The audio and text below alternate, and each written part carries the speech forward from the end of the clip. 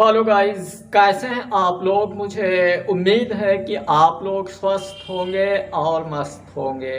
Dear friends, यदि आप एक राशन कार्ड धारक हैं या राशन डीलर्स हैं तो डियर फ्रेंड आपको मालूम होगा कि सेंट्रल गवर्नमेंट की तरफ से पूरे भारत के अंदर 5,38,000 प्लस पीडीएस डीलरों के माध्यम से 81 करोड़ लाभार्थियों को मुफ्त में खाद्यान्न प्रोवाइड कराया जाता है। तो डियर फ्रेंड, आपको मालूम होगा कि उत्तर प्रदेश के अंदर 80,000 पीडीएस डीलर के माध्यम से और राजस्थान स्टेट की अगर हम बात करते हैं तो वहाँ पर 27,000 प्लस पीडीएस डीलर्स की दुकानें हैं और वहाँ से वहाँ के नागरिकों को लगभग 4.5 करोड़ लाभार्थियों को वहाँ पर मुफ्त में खाद्यान्न गवर्नमेंट की तरफ से प्रोवाइड कराया जाता है। तो डियर फ्रेंड, आपको मालूम होगा कि राजस्थान स्टेट के अंदर भजन लाल शर्मा जी की गवर्नमेंट है और वहाँ के जो 27,000 राशन डीलर्स हैं लगातार उनकी तरफ से संघर्ष किया जा रहा है, प्रयास किया जा रहा है कि राशन डीलर्स का जो बकाया कमीशन है उसको उनके खातों तक पहुँचाया जाए। साथ में डियर फ्रेंड, जो 27,000 पीडीएस डीलर हैं उनकी तरफ से और पूरे भारत के अंदर जो 5,38,000 पीडीएस भाई हैं उनकी तरफ से गवर्नमेंट से लगातार निवेदन और अपील की जा रही है कि उनके लिए मानदेय की व्यवस्था कर दी जाए। तो डियर फ्रेंड, आपको मालूम होगा कि पिछले वर्ष के साथ साथ इस वर्ष भी दिल्ली के अंदर भी इसके लिए आयोजन किया गया और वहां पर मंत्री महोदय को आमंत्रित भी किया गया था, लेकिन अभी तक उसमें कोई अथक प्रयास गवर्नमेंट की तरफ से नहीं किया गया। लेकिन लगातार गवर्नमेंट की तरफ से भी पहल की जा रही है कि राशन डीलर्स की इनकम को हम कैसे बढ़ा सकते हैं। तो डियर फ्रेंड, उसी के लिए जो केंद्रीय मंत्री हैं प्रहलाद वेंकटेश जोशी जी की तरफ से एक पायलट प्रोजेक्ट के रूप में देश के अंदर 4 प्रदेश हैं जिसमें उत्तर प्रदेश, राजस्थान, तेलंगाना और गुजरात स्टेट में 60 ऐसी जन पोषण केंद्र के रूप में राशन डीलर्स की दुकानों को विकसित करने के लिए एक पहल की गई है। माननीय मंत्री जी की तरफ से कई सारे वहां पर पीडीएस भाइयों के लिए कई सारे प्रवचन दिए गए।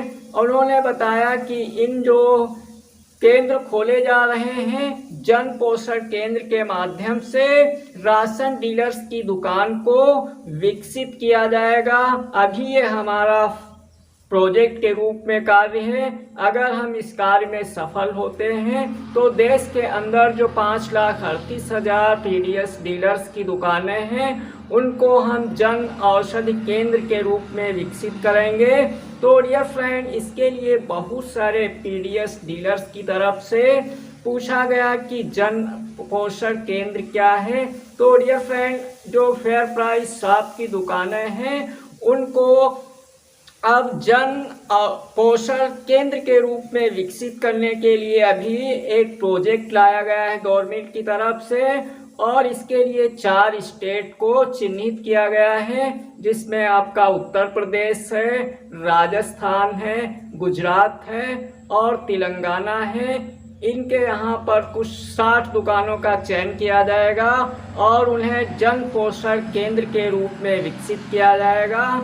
डियर फ्रेंड, वहाँ पर डेली रोज़मर्रा की जो यूज़ होने वाली चीज़ें हैं उनको वहाँ पर प्राप्ति करवाई जाएगी और उसी के माध्यम से जो राशन डीलर्स हैं उनकी गवर्नमेंट की तरफ से इसमें मंत्री महोदय जी की तरफ से बताया गया कि जो राशन डीलर्स की दुकानें हैं वो मुश्किल से 15 दिन के लिए मंथ में खुलती हैं। तो इनके लिए हम ऐसी कोई व्यवस्था कर दें ताकि पूरे 30 दिन की दुकानें खुलें और तो इसके लिए वहाँ पर डेली यूज होने वाली जो चीज़ें हैं उनको वहाँ पर प्रोवाइड कराया जाएगा और उससे सब्सिडी के तौर पे उनको कुछ वे वस्तुएं प्रोवाइड कराई जाएंगी, जिससे कि राशन डीलर्स उनको बेच करके और अपनी इनकम को बढ़ा सकता है। डियर फ्रेंड, तो ये एक बड़ा सवाल था।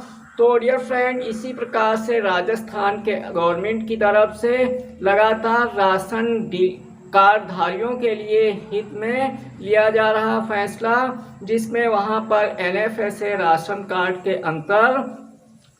राशन कार्ड के अंदर 0 से जो 18 वर्ष के लोग हैं यानी बच्चे हैं, उनको जोड़ने के लिए एक आदेश दिया गया था। तो डियर फ्रेंड, इसके लिए बहुत सारे डीलर्स के माध्यम से क्वेश्चन किए गए कि इसके जोड़ने के लिए क्या क्या शर्तें होनी चाहिए। तो डियर फ्रेंड, इसके लिए जो पहले से राष्ट्रीय खाद्य सुरक्षा अधिनियम के अंतर्गत जिनके राशन कार्ड हैं, उन्हीं के बच्चों को उसमें जोड़ने के लिए गवर्नमेंट से एक प्रयास किया जा रहा है। साथ में 2023 के अंदर इसके लिए जो बहुत सारे लोगों की तरफ से आवेदन किए गए थे, तो उन आवेदनों की जो पेंडेंसी पड़ी थी गवर्नमेंट की तरफ से, उसको ख़त्म करने का भी प्रयास किया जा रहा है, जिसके लिए जो फॉर्म है उनकी जांच की प्रक्रिया प्रारंभ की गई है। साथ में डियर फ्रेंड, आपको बता दें, जो नवविवाहिताएं हैं उनको अपने पीहर में जो राशन कार्ड उनका था, यानी जो उनके पिताजी का राशन कार्ड था उसमें उनका नाम अंकित था, तो वहाँ से उसको काटने के लिए NOC प्राप्त करना होगा। फिर अपने जाके ससुराल के जो राशन कार्ड यानी पतिदेव का जो राशन कार्ड है वहाँ पर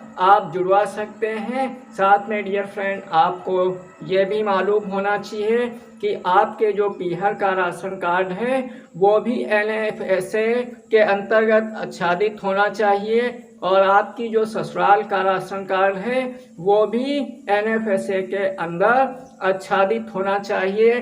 डियर फ्रेंड, कई लोगों की तरफ से पूछा गया कि सर NFSA में जोड़ने के लिए कोई लास्ट डेट निर्धारित है। तो डियर फ्रेंड, अभी इसकी लास्ट डेट के लिए गवर्नमेंट की तरफ से कोई आदेश नहीं आया है। साथ में डियर फ्रेंड, बहुत सारे लोगों की तरफ से क्वेश्चन किया जा रहा है कि इसके लिए हम कहां से अप्लाई कर सकते हैं। तो डियर फ्रेंड, आपका जो ई-मित्र है, ई-मित्र के माध्यम से आप NFSA के अंदर आप अपना नाम जुड़वाने के लिए उससे आप वहां पर शॉप पे जा सकते हैं और अधिक जानकारी वहां से आप ले सकते हैं। बहुत सारे लोगों ने जो 2023 के अंदर अपने यूनिट को जुड़वाने के लिए आवेदन किया था, उनके आवेदन पेंडिंग थे। तो बहुत सारे लोगों की तरफ से इसकी जानकारी के लिए भी आप अपने ई-मित्र के माध्यम से जानकारी प्राप्त कर सकते हैं और अपना